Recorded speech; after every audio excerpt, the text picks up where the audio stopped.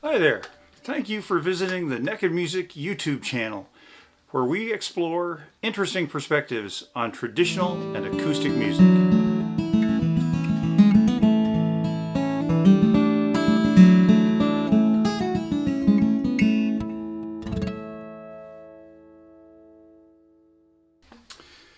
This segment is being recorded in Alaska in February.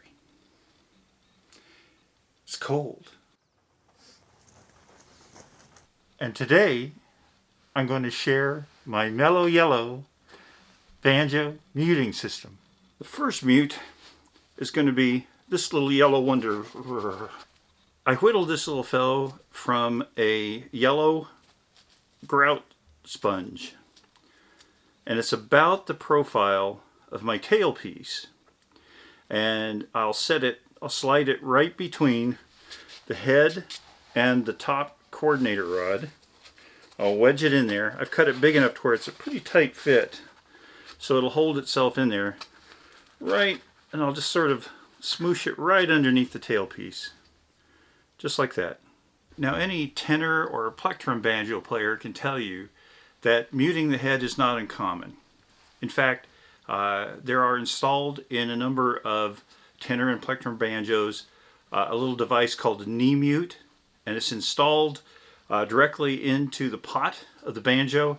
It can be set tight against the head, or it can be activated while playing in a rhythmic fashion. And basically what it does is it'll either completely mute the head, or it'll just mute enough to remove overtones, which is what we're going to try and do with this little sponge mute. Controlling tailpiece overtones in an instrument that has strings that span between the bridge and the tailpiece is always really important, and it's pretty common in many instruments, such as this mandolin.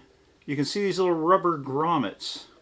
Sometimes you'll have a strip of leather that's poked in between the courses of strings, but this is essentially muting this high overtone producing section of the instrument right there.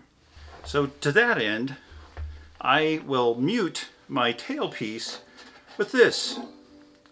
It's simply a little gold tone ultra banjo mute that normally you would just slide it over the bridge of the banjo like that, but I take this mute and I will slide it actually over my tailpiece to help mute the tailpiece overtones.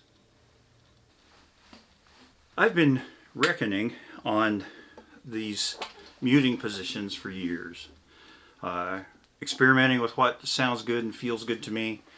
This little sponge mute underneath the tailpiece, up against the head, and then this actual mute right on the tailpiece but off of the head. I don't know if you can see that, but actually it does not sit on the head, it just clamps onto the tailpiece. These have done the trick for me as far as controlling distracting overtones, but letting the musical overtones play. It takes that secondary tone, that overtone, to really be musical, so you don't want to take all of them away, I don't think. But you do want to dial out the overtones that are distracting, and I would love to hear your experience with that. Whether you mute the instrument or you don't, you just let it fly, or you control overtones with the tightness of the head, the thickness of the bridge, the bark at the moon, whatever it is that you use to control overtones. I'd love to hear about it. Thank you for sitting a spell and letting me talk about these mellow yellow banjo muting system of mine.